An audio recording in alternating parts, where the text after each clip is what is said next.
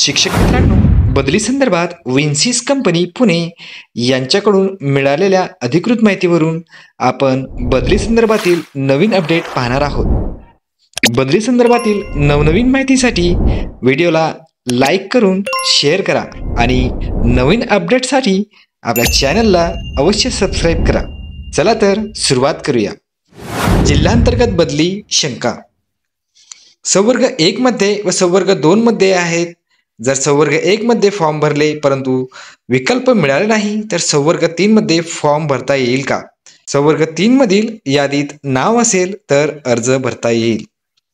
संवर्ग 4 मध्ये आपल्या ज्युनियर शिक्षकांची शाळा घेऊ शकतो का?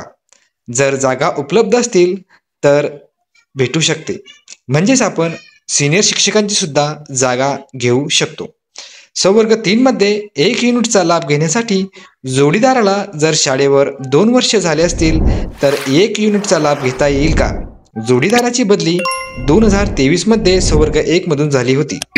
अर्ज करणाऱ्या शिक्षकाचे नाव बदली अधिकार प्राप्त यादीत असेल तर त्याला 1 युनिट मधून अर्ज करता येईल। जोडीदार जिल्हा परिषद शिक्षक असेल तर शिक्षकांच्या वडिलांवर कॅन्सरचे उपचार सुरू आहेत। पुरावा म्हणून जिल्हा शल्य चिकित्सक यांचा दाखला उपचार सुरू आहेत। त्या जिल्ह्यातील जिल्हा शल्य चिकित्सक यांचा दिला तर चालेल काय? या प्रश्नाचे उत्तर तुमच्या जिल्ह्याचे नोडल अधिकारी देऊ शकतील। जर एखादा शिक्षक संवर्ग 1 मध्ये पहिल्यांदा बदली मागत असेल तर त्याच्या जोडीदाराला युनिट 1 मधून बदलीसाठी अर्ज करता येईल काय? दोघांचीही सध्याच्या शाळेतील सेवा 3 वर्ष पूर्ण झालेली नाही।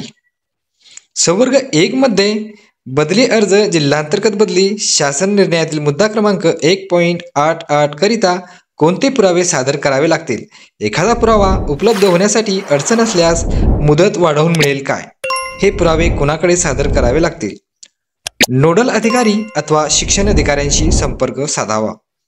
जर 53 वर्ष पूर्ण असेल त्यांनी नकार दिल्यास तो रँडम राऊंडला पात्र असेल का? नाही। माझी जॉईनिंग 2009 ची आहे। 2019च्या यादीमध्ये माझी शाळा दुर्गम दाखवली होती।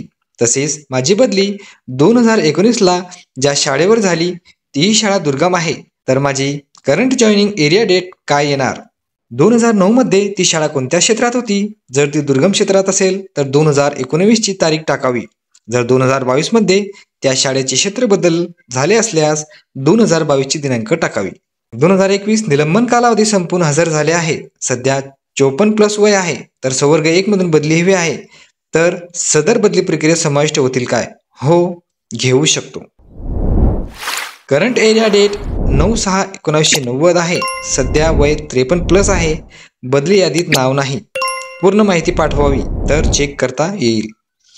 8.8 मनोरुग्ण मुलांचे पालक शिक्षक किंवा मनोरुग्ण भाऊ बहीण जर शिक्षकांना या संवर्गात चालत असतील तर आई किंवा वडील मनोरुग्ण चालत नाहीत का? सर कृपया मार्गदर्शन व्हावे। नोडल अधिकारी अथवा शिक्षण अधिकाऱ्यांशी संपर्क साधावा। एक शिक्षक 10 वर्षापासून अवघड क्षेत्र शाळेत आहे। यावर्षी त्याची शाळा सर्वसाधारण क्षेत्रात दाखवली आहे, तर 10 वर्षापासून अवघड क्षेत्रात काम केले असल्याचे ते संवर्ग 3 मधून फॉर्म भरायचे की ह्या वर्षी त्यांची शाळा अवघड क्षेत्रात नसल्यामुळे संवर्ग 4 मध्ये फॉर्म भरायचा? संवर्ग 3 मधील यादीत नाव असेल तर अर्ज करता येईल। संवर्ग 1 करता सक्षम अधिकारी पुरावे। नोडल अधिकारी अथवा शिक्षण अधिकाऱ्यांशी संपर्क साधावा। संवर्ग 2 पुरावे यादी आहे काय?